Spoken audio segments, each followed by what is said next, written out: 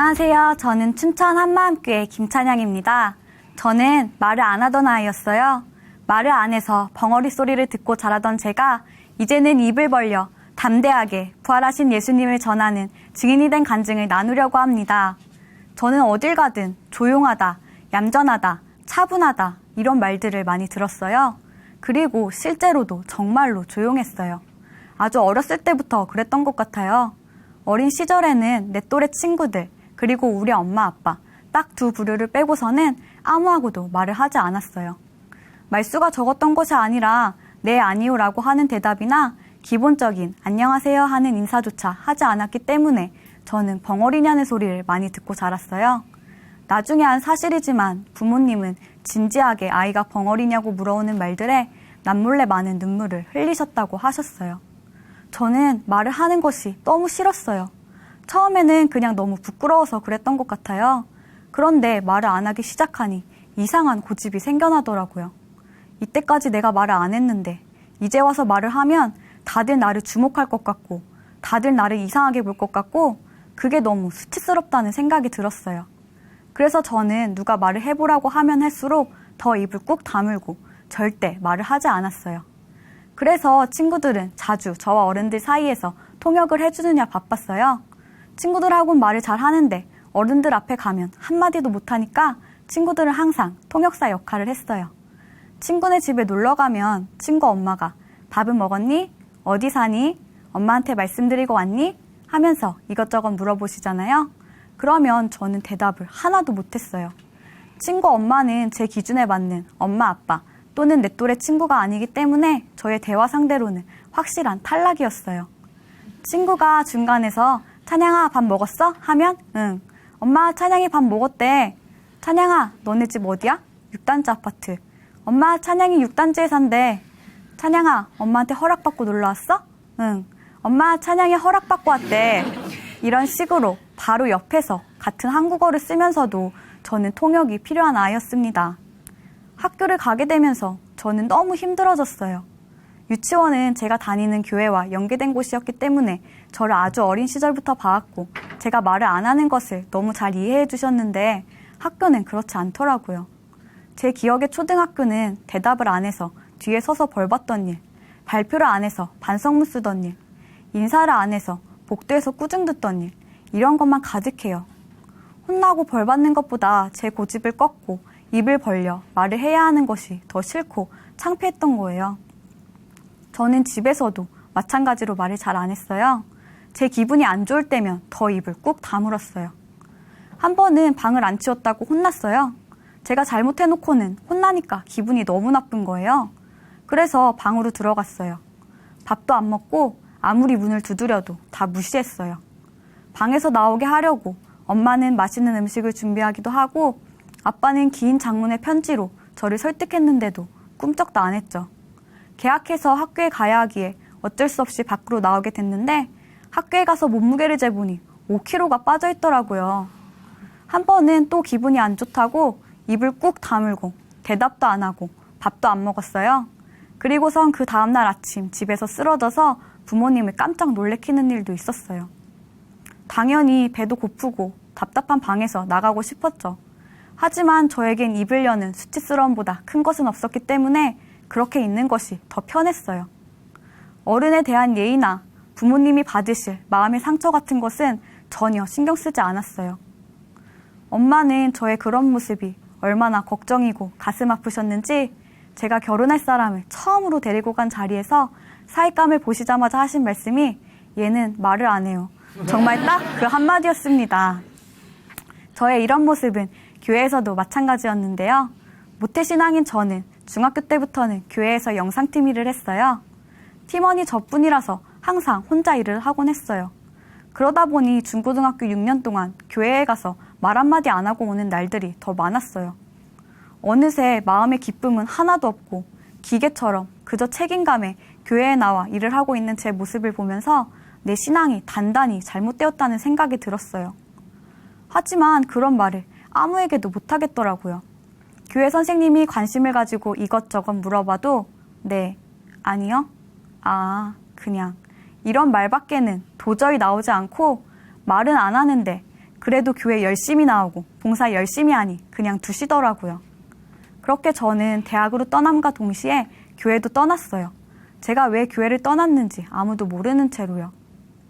이렇게 말이 없다 보니 정말 지겹도록 조용하단 말을 많이 들었어요. 어떤 사람들은 저랑 말도 해보지 않았으면서 제 얼굴만 보고도 조용하게 생겼다고 하더라고요. 그런데 저는 누가 저한테 조용하다, 착하다, 얌전하다 하는 말이 너무 듣기 싫었어요. 그 사람은 당연히 그런 의도가 아닐 텐데 저한테는 다 비꼬아서 들리더라고요. 너 진짜 만만하다. 너 진짜 존재감 없다. 이런 식으로요. 심지어는 선생님들이 칭찬으로 찬양이는 참 착해. 찬양이는 조용히 꾸준히 공부 열심히 해서 예뻐. 하는 말들도 저에겐 절대 칭찬이 아니라 욕처럼 들리기도 할 정도였어요. 이런 학창시절을 거치고 대학교 3학년 여름방학, 저는 일생일대 큰 장애물을 맞닥뜨리게 되었는데요.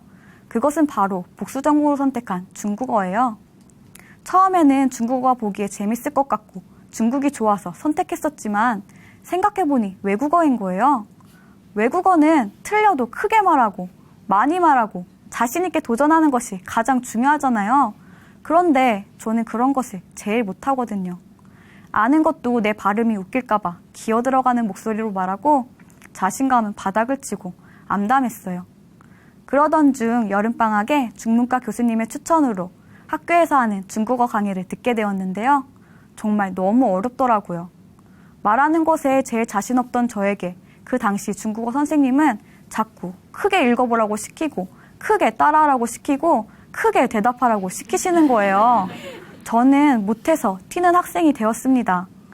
결국 중국어를 하도 못해서 나머지 공부를 하게 되었고 나머지를 하는데도 너무 못하는 거예요. 이전에 배운 기간도 짧았지만 선생님께서는 크게 하라고 하시는데 저는 목소리를 기어 들어가게 하니까 계속 못할 수밖에 없더라고요. 크게 하는 것이 절대 안 되는 거예요. 마음속으론 크게 하자 하는데 또 한편에선 크게 하면 사람들 앞에서 웃음거리가 될 것 같다는 생각에 크게 하려고 하면 입이 탁 닫히고 소리가 안 나더라고요. 저도 정말 답답했어요. 중국어를 포기할까 하는 생각까지 했어요. 하지만 이미 복수전공 신청 기간도 지났고 돌아가기엔 너무 멀리 와버린 거예요. 그래서 저는 수업 종강 후에 용기를 내어 선생님의 사무실에 찾아가 중국어 공부를 도와달라고 부탁드렸어요.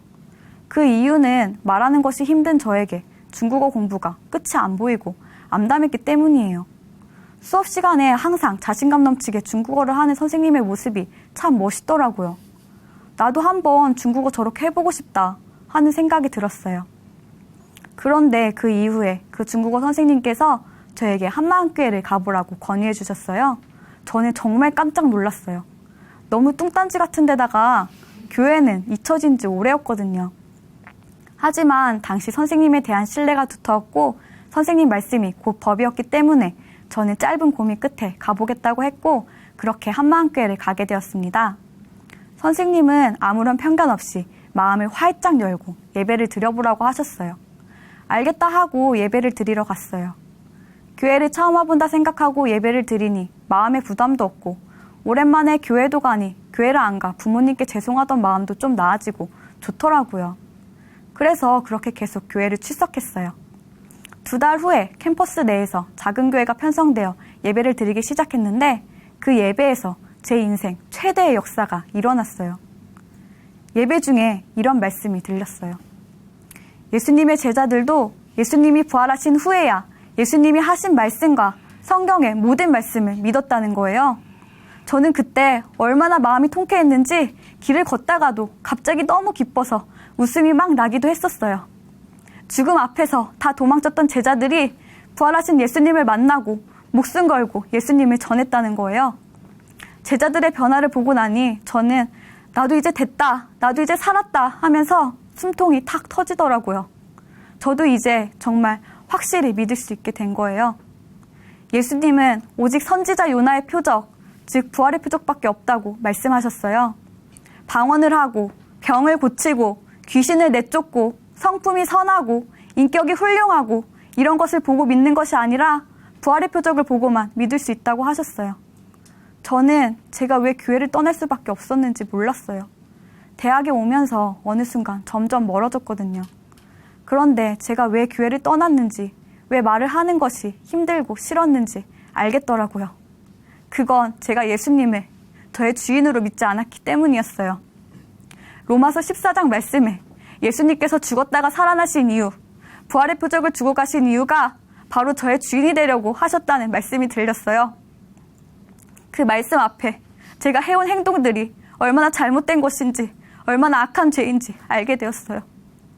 저는 제가 말을 잘 못하는 것이 제 컴플렉스이긴 하나 전혀 죄라는 생각은 해본 적이 없어요. 오히려 저는 정말 말 잘하는 성격을 가지고 싶고 어른들께 싹싹하게 해서 예쁨 받고 싶은데 그런 성격이 아닌 것이 늘 아쉽고 제가 이런 성격을 타고난 것이 잘못이고 저는 그 피해자라고 생각했거든요. 그런데 그게 아니었어요. 내 성격의 주인, 내 입의 주인, 내 마음의 주인은 예수님이시며 내가 내 마음의 주인 된 제가 예수님을 십자가에 죽게 한 것이었어요. 제가 예수님을 믿는다고 하면서도 내 기분대로 입을 다물고 내가 편한 대로 내가 하기 싫으면 말을 안 한 것이 다 내가 내 맘대로 한 것이더라고요. 이렇게 내 고집, 내 자존심, 내 기분밖에 모르는 저를 위해 저의 주인 되시려고 예수님께서 죽고 부활하셨는데 저는 그 예수님마저 무시하고 있었던 거예요. 제가 전능자 앞에서 한 잘못이 어떤 잘못인지 알게 되었어요. 저를 낳아주시고 모든 것을 희생하며 키워주신 부모님을 내 기분이 안 좋다고 말도 안 하고 무시해버리는 것도 너무나 큰 잘못인데 저의 모든 것의 주인 되신 예수님을 그런 식으로 똑같이 무시하고 있었던 거예요. 저의 죄가 어떤 죄인지 아는 순간 그 앞에 잘못했다고 엎드릴 수밖에 없었어요. 말을 잘 못하고 조용한 겉모습이 문제가 아니라 내 생각대로 끝까지 버티는 그 끈질긴 고집이 너무너무 더럽고 쓸데없고 악한 것이었어요. 저의 악한 중심이 낱낱이 보이니 너무 죄송해서 고개를 들 수가 없었어요. 하나님, 다 제 것인 줄 알고 제 마음대로, 제 멋대로 살았어요. 예수님이 계셔야 할 자리에 제 고집과 욕심만 가득했어요. 너무 죄송해요. 이제는 정말 단 한순간이라도 예수님을 무시하고 제 마음대로 살지 않을 거예요. 예수님만이 저의 모든 것의 주인이십니다. 그렇게 회개하고 예수님을 마음의 주인으로 모시니 모든 일이 편안해지고 여유로워졌어요. 지금도 조용해 보인다, 얌전해 보인다 이런 평가는 저를 따라다녀요. 하지만 이젠 전혀 기분 나쁘게 들리지 않고 최고의 칭찬으로 들려요. 예수님을 주인으로 믿었기에 너는 현숙한 여인이야 하는 소리로 들리거든요. 그리고 예수님을 전하려다 보니 오히려 말이 너무 많아지더라고요. 친구들에게 복음 전한 얘기, 노방전도한 얘기, 중국인들에게 복음 전한 얘기, 이런 얘기들을 하고 있으면 부모님께서는 놀라시면서도 정말 기뻐하셔요. 또 하루는 유치원 때부터 다니던 그 교회를 오랜만에 가게 되었는데 제가 그때 막 교생 실습을 마치고 돌아온 때라서 목사님께서 교생 실습 어땠니? 하고 물어보셨어요. 저는 정말 간단하게 처음에는 떨렸는데 아이들이 착해서 즐겁게 마쳤어요 하고 얘기했을 뿐이거든요. 그런데 제가 다녀간 뒤로 목사님께서 난리가 나신 거예요. 찬양이가 쫑알쫑알 말을 한다고 어떻게 저럴 수가 있냐고요. 그리고 이제는 중국어도 정말 자신 있습니다. 솔직히 실력은 아직 더 노력이 필요한 것은 사실이지만 이전과 다르게 크고 자신 있게 말할 수 있어요. 중국인들에게 제가 받은 이 귀한 부활복음을 전해야 하기 때문이에요. 우리나라에 와 있는 중국인들을 보면 마음이 너무 간절해지고 조급해져요. 중국으로 돌아가면 평생 언제 다시 복음을 들을 수 있을지 모르니까 한국에 와 있는 이 시간이 너무 귀한 거예요. 저를 사랑하시는 것처럼 동일하게 그들을 목숨 다해 사랑하시는 하나님의 마음이 보이니 제 중국어가 완벽하지 않다고, 제가 말하는 것이 싫고 부끄럽다고 가만히 입 다물고 있을 수가 없어졌어요. 길거리에서 중국어를 쓰며 지나가는 중국인들을 쫓아가서 먼저 말을 걸고 복음을 전하기도 했어요. 성경 언어가 일상에서는 많이 사용하지 않는 말이라 설명하기 어렵긴 한데요. 그래도 제가 아는 대로 최대한 손짓 발짓 다 해가며 열심히 복음을 전해요. 한국어도 막 섞이고 정말 문법적으로 보면 엉망이에요. 오히려 그 친구들이 한국어가 늘 정도로 한국어를 많이 사용하기도 하고요. 그래도 복음을 전하고 목숨 걸고 기도를 해요. 중국인들과 같이 밥을 먹고 놀기도 하고 삶을 함께 하면서요. 계속 중국인들을 찾아다니며 만나고 있고 만나는 중국인들에게 다 복음을 전했어요. 이미 중국으로 돌아가 버린 친구들도 많지만 성령님께서 어떻게 역사해 주실지 기대하며 매일 기도하고 있어요. 마음의 주인이 바뀌니 제 모든 것이 바뀌었어요.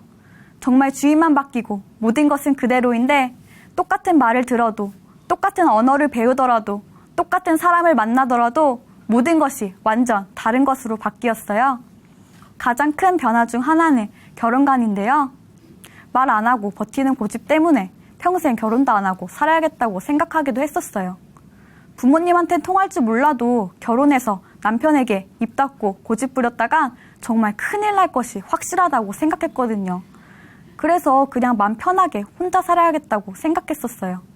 저의 이런 성격은 타고난 것이라 고칠 수 없는 것인 줄 알았거든요. 그런데 예수님을 믿고 난 후 친구들 중 그 누구보다 먼저 결혼을 해서 지금은 2살 된 귀여운 아들도 있어요. 결혼도 안 하겠다고 하던 제가 예수님을 만나 가정에 대한 소망과 배우자에 대한 말씀을 받고 결혼 후 지금은 남편과 함께 가정의 작은 교회를 세워 중국인 유학생들을 양육하고 있어요. 매일 중국 17억 인구를 품고 기도하며 매일 중국인들을 만나고 함께하는 삶이 얼마나 기쁘고 감사한지 모르겠어요. 이제는 말이 콱 막히던 것도 싹 사라졌어요. 예수님이 주인 되시니 말 안 하고 고집 피우는 것이 얼마나 큰 잘못인지 알게 되었고 수많은 영혼들을 품는데 얼마나 큰 걸림돌인지 알게 되었거든요. 내 것인 줄 알아서 절대 못 고칠 줄 알았는데 예수님을 주인으로 모시는 순간 저는 제 생각과 성격을 내려놓게 되었고 새로운 세상이 열렸어요. 진리 되신 예수님께서 저를 자유케 하셨습니다. 말을 안 해서 아무하고도 소통이 안 되는 상태로 평생을 살아갈 뻔한 제가 예수님을 만나 이제는 중국과 수많은 사람들을 품고 그들을 위해 기도하는 사명자가 되었어요. 밥 먹을 때와 꾹 다무는 데만 쓰였던 입이 예수님 자랑하고 예수님 찬양하는 데 쓰이고 있어요. 저의 주인 되신 예수님께서 주신 사명, 중국 땅끝까지 복음이 전해지고 또 중국으로부터 세상 끝까지 복음이 전해지는 날까지 제 생명을 다하겠습니다. 감사합니다.